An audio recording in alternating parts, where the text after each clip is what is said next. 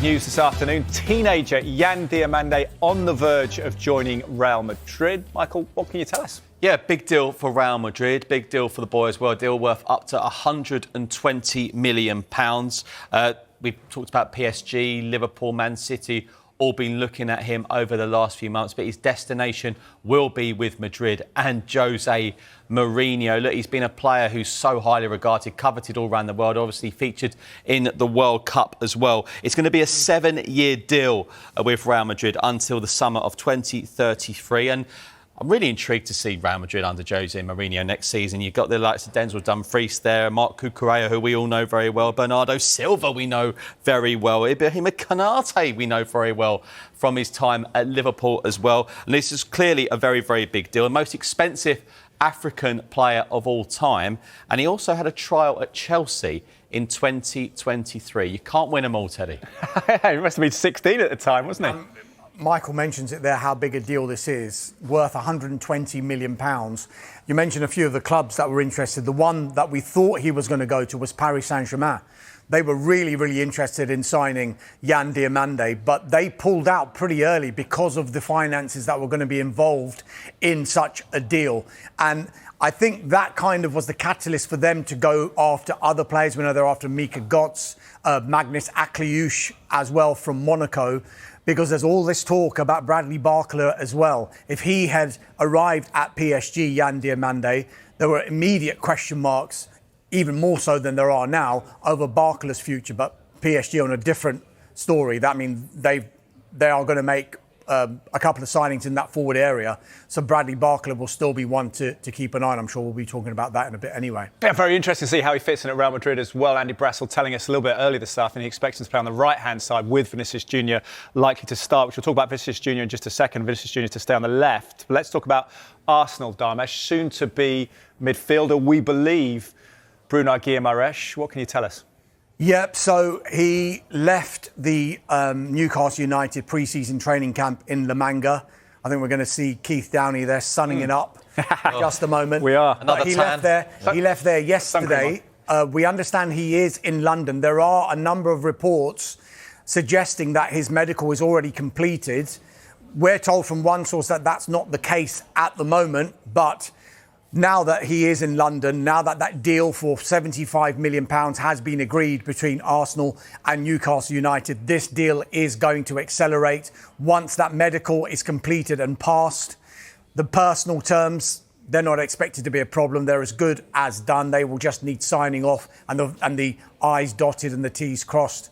So it is just now a matter of when, not if, we get a formal announcement that Bruno Guimaraes is indeed an Arsenal player. I think Mikel Arteta was speaking last night and he's still quite coy when he's asked about Bruno Guimaraes, as is his way. He will not talk about players until that contract is signed and that shirt is paraded. It's a mega signing when it goes through for Arsenal, you know. I think the way that I feel Arsenal are going to go this summer, it could be 2 or 3 big signings. I think they've recruited ever so well over the last few years. They look well stocked. We've looked at squads, haven't we, over the last few days. Liverpool squad, Man United squad. Liverpool's a tad worrying at the moment because they've obviously got some injuries, but Arsenal do look like they've got some real depth, and that midfield now is pretty formidable. And you'd say signing the likes of Bruno gives them a chance of retaining their first title for them in the Premier League. And I think that Arsenal might be not directly, but they look like they're taking a leaf out of Manchester United's book back in the day when Sir Alex Ferguson was in charge at Old Trafford, in that he established a squad, as Mikel Arteta has done over the last 6 years or so, and then every summer it would just be evolution rather than revolution. So he might have 2 or 3 players leaving and 2 or 3 players coming in. It's never 5 leaving and 7 or 8 coming in. That is what Arsenal are getting away from. I know there have been summers when they've bought a number of players, but that's just to build the foundation of that squad. They had those 3 second places in a row.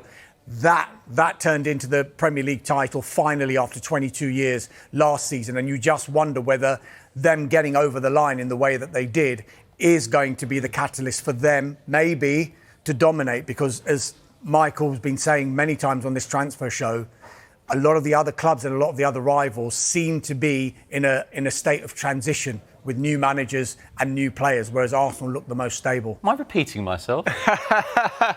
Never on this show. We want to ask about another question related to this, though, because midfield options look great. We know he's coming in, Christian Norgard going to Everton. So the central midfield, lots of options. But what about the attack? A lot of pundits said that they lacked fluency in that, particularly on the left-hand side, Dharmesh. If Vinicius Junior is unlikely, which is what we're hearing now, he's going to stay at Real Madrid, who could they target down that side?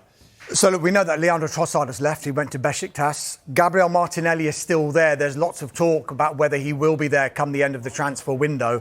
Christos Zolis as well has come in and has looked quite impressive during pre-season. The one that they have been interested in and the one we have been talking about throughout this transfer window would have been a blockbuster deal, wouldn't it, for Vinicius Junior. Gary Cottrell has been reporting throughout this transfer window that Vinicius Junior is going nowhere in spite of the fact that he's into the final year of his contract at the Bernabeu. But this week there seems to be developments with regard to that contract, in that there seems to be positive talks between Real Madrid and Vinicius Junior and his representatives. The relationship, we're told, between Jose Mourinho and Vinicius Junior is very good. So it's ever-increasing likelihood that Vinicius Junior will end up signing a new contract at Real Madrid and staying. However, while that contract is not signed, we're never going to say, right, Arsenal have pulled out of a deal for Vinicius Junior, because while he's into the final year of his contract, it's always going to be wise for Arsenal to keep an eye on that situation. Only because if they are interested, they are clearly positioning themselves to be able to do a deal for Vinicius Junior if, it's a big if now, that opportunity did arise. Now, if it's not to be Vinicius Junior, we know how Arsenal do their business during summer transfer windows, January transfer windows, particularly under Andrea Berta. It is not a case of let's just focus on one player, and if that doesn't work, where do we go? They try to get down the line with 3 or 4 targets, try and agree personal terms, try and agree transfer fees with clubs, etc., and then decide which one they are going to go for. And they will have a number of criteria that they will look at, how he'll fit into the team, the type of character he is, financially and budget-wise, whether it would work. So the likes of Bradley Barcola have been mentioned, Julian Alvarez, they've got a long-term admiration for. So if it isn't to be Vinicius Junior, I wouldn't be surprised if they still have someone in the background that they can press play on a deal with and get someone in before the end of the window. Fascinating to see how they get on with that. And also, as you mentioned, Christos Zolis is there. Maybe a revelation down the left. We shall see. Already been a busy window of incomings and, crucially, outgoings at Newcastle. New head coach, this man, Matthias Jaissler, speaking to the media for the first time this afternoon at the club's pre-season training camp in Spain. We can head to the aforementioned Keith Downey out there now, getting a tan, the boys say. Keith, you look good, hopefully staying cool enough. Will he be looking to bring in new players, Jaissler? Will he be able to bring in new players? Yeah, look, it's a completely different model for Newcastle United. The players that they're signing now are younger, slightly cheaper than what they've been trying to sign the last couple of windows, but players with higher ceilings, and we've seen that with the likes of Stur and Toure and Bamba and the 2 goalkeepers who have arrived already, the 5 signings that they've made. So I think Matthias Jaissler is going to have to get used to that, but I think also he will be allowed to bring in some of his own players as well. And he was asked today whether he has the final say, and he says it's a team effort himself, alongside the sporting director Ross Wilson, who's been doing a lot of the business throughout the summer so far. But just from the way he spoke today, I got the impression that he's going to spend the first couple of weeks trying to get to know the players, trying to see what they're all about, and then he will try and add, with the help of the sporting director, before the end of the transfer window. And just listening to him here, we're about to play this answer, he clearly said that by the end of the transfer window, he would like to see some new signings arriving at Newcastle United to replace the likes of Bruno Guimaraes, Sandro Tonali and Anthony Gordon. I'm now 1 day here. Of course, I have the squad mapping and I have clear ideas. But I want to also know the players now. I want to give them a chance. Definitely, they can show up. It's always a new, a new challenge for the players too. And we can wait. We have for sure the capacity to do something on the market. Our sport director is aware of that. And then for sure, when the season starts, we see also new faces. Well, Keith, one of the signings are already there, of course, Lucas Hornacek, towering goalkeeper. I was on air when the story broke and we were briefed in those notes that potentially is the number one coming at Newcastle. It seemed a surprise to many, but do you feel he's going to make an instant impact? Can Newcastle fans expect that? Yeah, look, I think Newcastle were looking to add a new number one this transfer window. Remember, Aaron Ramsdale went back after his loan, went back to Southampton. And I have to say, Nick Pope, who's done brilliantly for Newcastle, is coming to the stage where I suspect that he could go before the end of the transfer window. So I wasn't surprised to see a new number one arrive. I spoke to him earlier, a towering presence, 6'6", Czech international, and he had his medical over here at the weekend, so yet to visit Newcastle. But look, I think I get the impression he will start the season as number one, and I got a chance to catch up with him earlier on, and this is what he had to say. I don't think too much about it. In the end, what I've seen, we have a great players here. Even though those players left, I still feel we have a really great team. The new manager who has a great vision, and we are trying to follow him all the time. Try to do how he's bidding, and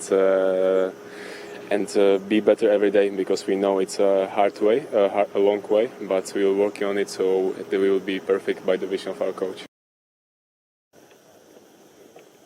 So that was Lucas Hornacek, Newcastle's new goalkeeper, joining Matthias Jaisler here out in La Manga in Newcastle's pre-season camp. Two new arrivals to add to the others that have landed on Tyneside over the last few weeks. As Newcastle try to get over the loss of Bruno Guimaraes, a huge loss to the football club, to the supporters over these last 24 hours. But look, there's no time to get themselves down. They've got to get themselves ready for the new season, which of course starts 2 weeks on Sunday. But before that, we could see Hornacek and of course Jaisler as well make their debuts for the club against Valencia on Saturday in a pre-season friendly over here in Spain.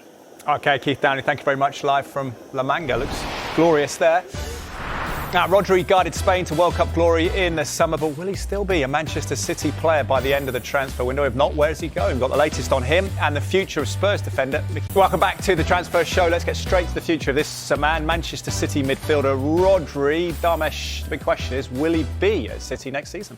Well, I think pretty soon there's going to be another badge that we'll need to add onto this graphic, because Barcelona now are very interested in signing Rodri, and they believe they do have a chance of beating Real Madrid to signing Rodri. We understand that their interest has come with a bit of encouragement that Rodri could choose Barcelona over Real Madrid. I say Rodri could choose. Let's just look from the Manchester City perspective first of all. They do not want Rodri to leave.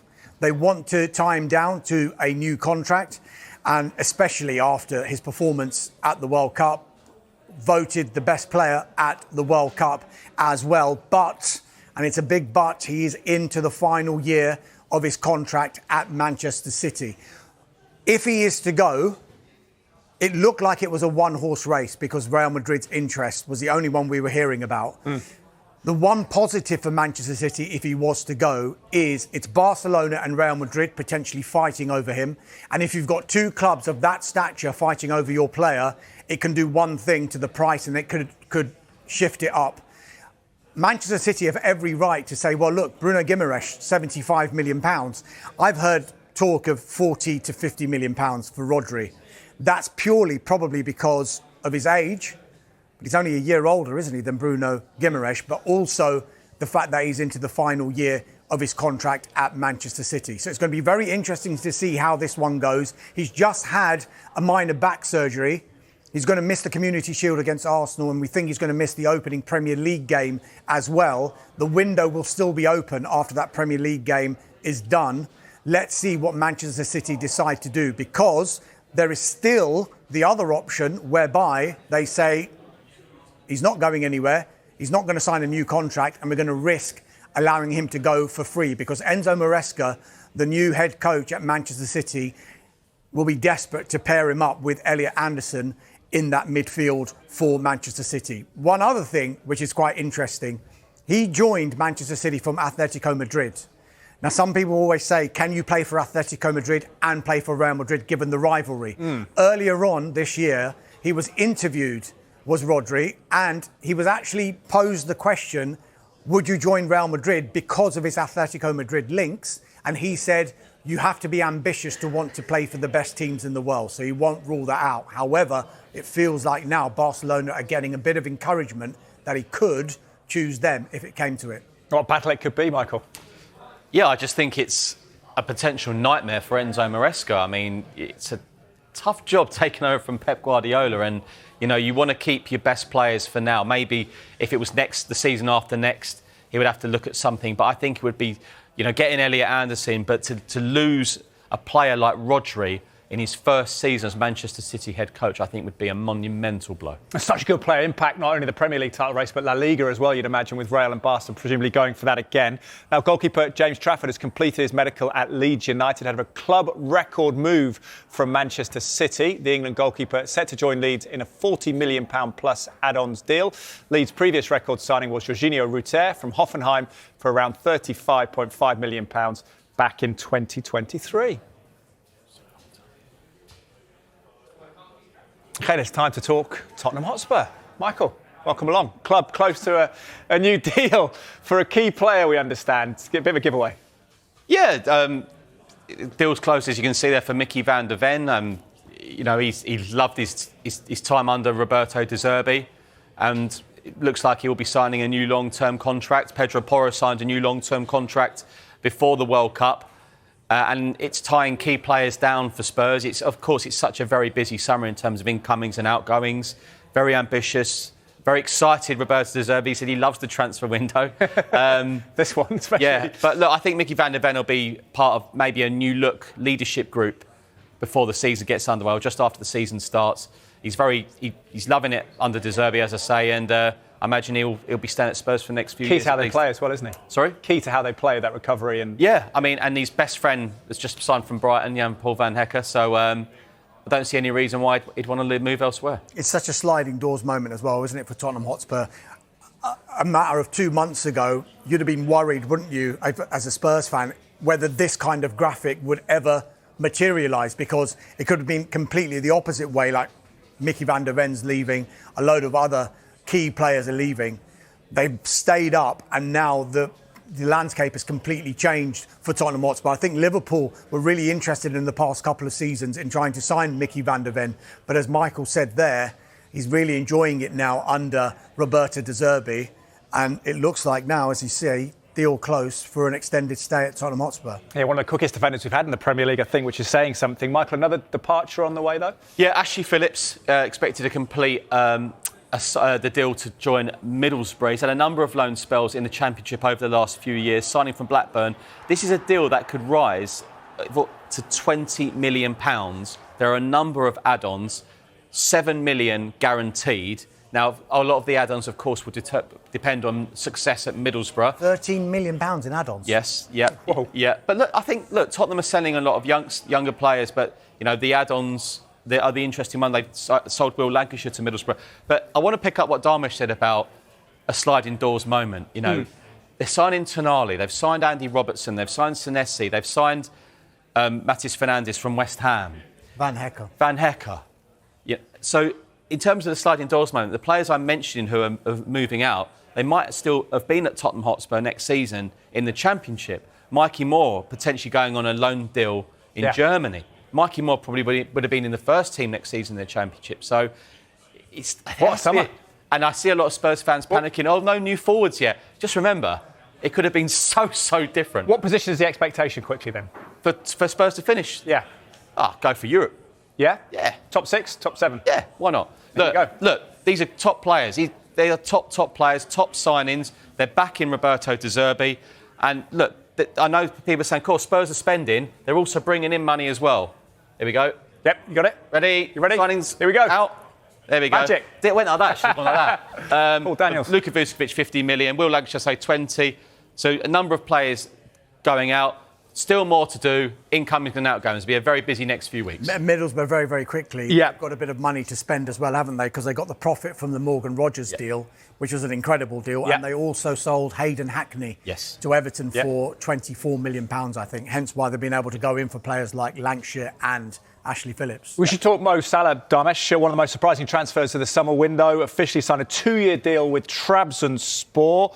We've got a minute till the end of the programme. What are your thoughts? I mean, this caught everybody by surprise. We were speaking to a Turkish presenter, Rezan Yekşi, yesterday about this deal and how, when you think, number one, Turkey is a very, very surprising destination anyway. We weren't expecting that. But also, when he does end up going to Turkey, he doesn't end up going to Galatasaray, Fenerbahce or Beşiktaş. Yeah. But this Trabzonspor, the last club outside Istanbul to have won that Turkish Super League. And I just wonder, they've shown ambition now by bringing in Mohamed Salah. Salah will probably want that club to show even more ambition by bringing in other players to complement him and maybe launch a title challenge next season. Can be fascinating if new players do come to Trabzonspor. Dharmesh, Michael, thank you very much for your company on the Transfer Show.